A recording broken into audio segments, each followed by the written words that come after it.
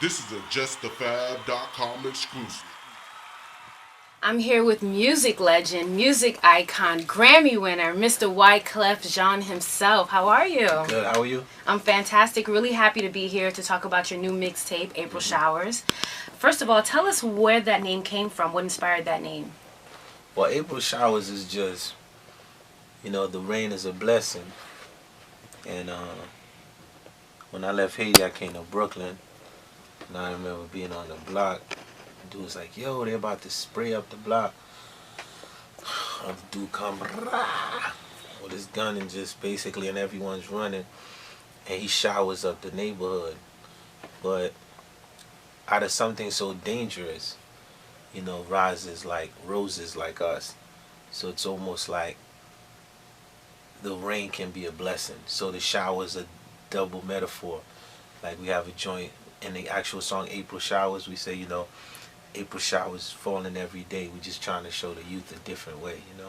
So it's a blessing, but at the same time it could be violent. Like life, you know what I mean? Disturbing sometimes. So you're basically showering hip hop and blessing hip hop with your new sound. Yeah, well this whole sonics, this whole music is like, it's been a minute, right? So this is all me writing the hip hop. So if hip hop was a person and I was like talking to her or he, that's how I would be. I'd be like, yo, check this song, check out these sonics, check out the electro against the acoustic, check out the trap. When we put the rock against it, check out this me T.I. Trade the Truth, just talking to hip hop. When you talk about your music, I could see the passion inside of you. You smile, your face lights up. I can really see that this is your true calling. How does it feel to be such a legend in the game for so long? Well, I mean, for me, my daughter's 8 years old, and she see me on TV, she get excited. So I have to stay cool for her. So that means, I gotta knock a few people out the box again. No, it's a good feeling that, because I came in the game, I was telling somebody earlier, I mean, you could go online. My first videos with Eric B and Rakim, I was 17 years old. That's how far back, like, I can just remember, like, being an extra in a music video on hip-hop. So it feels good. It feels good. Now, you worked with people like T.I., you worked with Kurt Cobain's, Waka. What was that music process like in the studio? Well, for me, as a producer, you always in search. I'm always searching for what the next is. And, Waka Flocka brings a certain energy. And I had an idea, 'cause I play guitar, so I was like, what happens if you put the guitar against the trap movement? What happens? And it just created a whole fusion, and we call it trap and roll. When I got in with Young Chop, big up the whole Chicago, man, you already know what it is. I was on the east side for real. The combination of, like, it's always great when the youth and the elder combines together. So in this situation, they're 20 years younger than me. So they're going to hear it different, and I'm going to hear it different. But now when you put that fusion together, as long as the producer's still here, then you're going to get, like, exciting music. And that's what we got, exciting music. Now, speaking of guitars, the word on the street is that you have an AK-47 electric guitar. Is that true? Yeah, I mean, we have an AK-47 electric guitar, and I ain't the first that modeled, like, firearms after musical instruments. I see, certain people online, they coming at me, saying you're Clef roaming the streets of New York with an AK-47. At the end of the day, with my culture, I remember, like, being in the projects and giving a fiend a VCR, and the fiend gave me a 22. And then I could also remember when my mom replaced the gun with the guitar. I remember what that felt. The whole ideology I'm bringing is, like, music is the weapon. And that's really the idea, behind that movement. Now, am I going to get, like, all the kids on the street to put down their guns and want to play guitars? No. But you have to be careful, because the one that I might inspire to put down the Mac 11 and pick up the guitar might be the one that's coming to rob you tomorrow. So you never know. So that's really more the ideology You know, each one teach ones, and we each have to do our part. My part is music. So if I play, growing up, I played Gibson, I played Ibanez, so I was like, yo, I'm going to open up my own guitar line, you know what I mean? That's dope. That's Yeah, really, really thank you. dope. You're going to be great at it, and it's very successful. Now, you've been in the game so long and you've watched it grown to what it is today. What do you think the state of hip-hop is right now? I mean, the state of hip-hop is beautiful for me. I was coming out in an era where I was looked at strange sometimes because I'd be playing guitar and singing and rhyming at the same time. It didn't exist. So I'm walking in that era now. Everyone is singing and rhyming. So it fits perfect for what I do. You know what I mean? Sometimes people say, well, the music don't sound the same. Like 90s had the best hip hop. Well, I think that if we from the 90s, maybe our job is to do like I did on that mixtape. Put 33 songs, get with them young boys, combine it, and elevate the music to how you hearing it. You know what I'm saying? I think there's magic in the 90s, and I think there's magic in 2013. Absolutely, definitely. So on another note, we know that you ran for president of Haiti, and you're basically responsible for putting Haiti on the map and making it something, myself being a Haitian American, acceptable to the whole world. How did it feel to run for president of Haiti? Well, I mean, for me, you know, it always goes back to first album I put with the Fugees is 1994. It's called Blended on Reality. When we was getting in the game, I just remember it was like, yo, if you was Haitian, it was like a curse. Don't say you Haitian or they gonna blackball you. This what they was telling me. Of course, I gave them all the middle finger, you know what I'm saying? I was like, this where I'm come from, this what I'm gonna represent till I die, you already know. You know, after doing so much music, after the earthquake, I ran just based on the urgency. And the urgency means when I was looking at the youth in my country, and I could only speak for the youth because the youth hold me down, you know what I mean? Whether if it's the favelas or up top, you know, I was just looking at the youth and I was saying, when I ran, you know, the energy went back to Haiti again in the world. And I just remember like my homies in Brazil, my homies in Nigeria, all over, the youth just felt like it was a movement where every youth can do something. And it was a tough time for me because, you know, I felt like I was like betrayed by like mad Haitians. Right.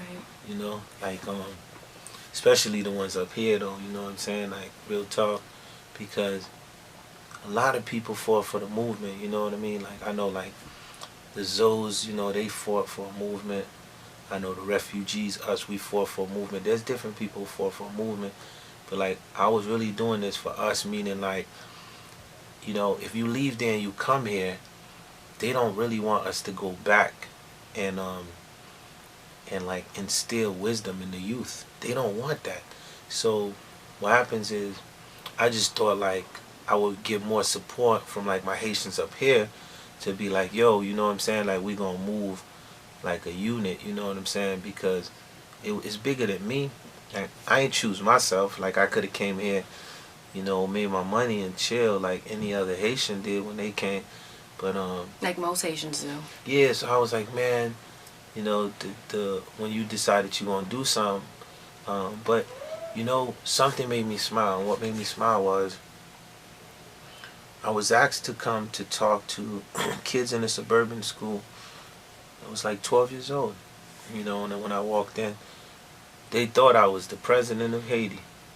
It was like, yo, tell us about Haiti. And that them kids would have never known about Haiti if I haven't ran. And that's all I want to do. I want to try to instill a different PR for my country. So I get upset when I see, you know, they showing all these orphans and they're like, yo, you know, our country got this, our country got that. But when they go to the orphans in Haiti, after they go to the orphans, they go to the flyest beaches that we have. They chill on the white beach sand. They eat the crab, they eat the conch. And I'm pissed off because I'm like, yo, show the orphan side, but at the same time, you know, big us up too and show like we got business in the country and we trying to develop like Jamaica or the DR, you know what I mean? So, but all that said and done, I feel like we have a great president in place. I felt oftentimes, Michel Martelly, when they criticize him, they must have not Googled the job of what happens to prior Haitian presidents. It's the worst job on the planet that anybody can take, to say that you want to be the president of Haiti, over 80% of the population living on less than $1 a day. I respect him for what I call the idea of just establishing political stability. Because since he's been president, I did not turn CNN on and see kids roaming the streets of Port-au-Prince with guns shooting all over the place. And I think that's the number one thing to for people to feel secure and say, yo, I want to go invest back in my country. Well, on a lighter note, I have to talk about your infamous bike pose in the Speedo. Everyone was talking about that. I took my hat off. Clef in the Speedos. It's Clef in the Speedos at 43. Were you having a midlife crisis? Be honest. You tell me, man. Were you part of the group that felt I was having a midlife? I didn't know what to think, to be honest with you. I was confused. I was like, he looks sexy, though. Yeah. What was going on? Yeah. He wanted to show the guns. Well, the people that know me know that I'm like the most the amount of pranks that I pull on my friends and myself, people that surround me knows that I don't take it serious. Like, that picture was up on my Instagram. I'm a fool. I do stuff like that. Like, it's funny to me, and it's like, if I was a regular dude and I was in Wyclef and just some regular joint you saw on the internet, you know what I'm saying, and I was living in... Your swag was on 100, though. You was just like, Exactly. what? Yo, I think it was funny, you know what I'm saying? And I saw my Twitter literally split. I saw like 1 million people go this way, 1 million people go that way. But it's sort of like what it did too. It just made people say, hold up, like, Clef's human. Like, he does stupid shit. Like, he's human. Like, because for a minute I just felt like people just was putting me on this like weird pedestal, you know what I'm saying? Because they do that to artists sometimes, and they could put you in like this thing where you feel trapped and you can't move. You see what I'm saying? I think the Ducati picture just done trapped me. You know what I'm saying? I'm human. You know what I mean? Did you expect to get that type of buzz? I mean, everyone was talking about it. You were like trending on Twitter for like 2 days. Everywhere you went, every radio station, every blog was talking about that infamous picture.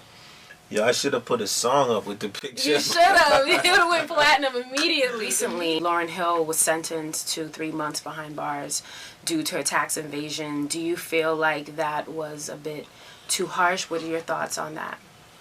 Well, excuse me. I said that at the end of the day,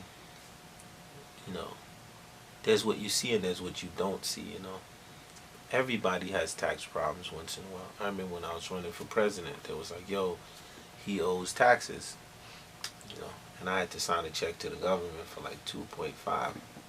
Ouch. I think that, no one really deserves to have to go to prison in her capacity with 6 kids, Right. When this happens, all I could do is just, there's a future still, there's kids, and she's going to come out, and just want her to know when she come out, that she want to reach out. I'm always going to be there, because I still think she's one of the best artists this century has known. And I just feel like, I've seen it in history before, like, there's people that have had, bad business encounters and stuff, but never wish harm upon her or her family. It's definitely, it's still a sad thing, you know what I'm saying? It's very sad. And you knowing her as well as you do, how do you think she's going to deal with that, being behind bars, away from her kids for 3 months, her 6 kids? I think, y'all put me in this like myth, like y'all really. I don't know why y'all do this to me, but y'all put me in this myth space, like it's a myth, because past the score, Lauryn had 6 kids with someone totally different, and had a complete life and sold 10 million copies and just 15 years of just her doing her, which, But when you have someone who has that intimate history with someone, you always want to get their perspective. well, I think it's going to be hard. Yeah. I definitely think it's going to be hard. I don't think it's an easy thing, like I said. Nothing that I would wish upon anyone. Yeah. Well, with that in mind, definitely we are keeping you in our prayers, Miss Lauryn Hill. And we thank you so much for doing this interview and opening up about everything. We really enjoyed it, and I hope you enjoyed it as well. Definitely. April Shop. You downloaded the mixtape yet? I have, and it's dope. Yeah. I love it. Yeah, the album's going to be called The Carnival Begin. And the mixtape version on iTunes, there'll be 5 more songs, right? More than the 33 y'all have. But I'm going to fuck with you Haitians, like, you know what I'm saying? Hard body. Like, we got some, I know y'all heard that Creole, that Sosa and Creole, but we got some, I got one joint coming called Sakafet. Y'all gonna lose y'all brain on that, trust me. JustTheFab.com exclusive.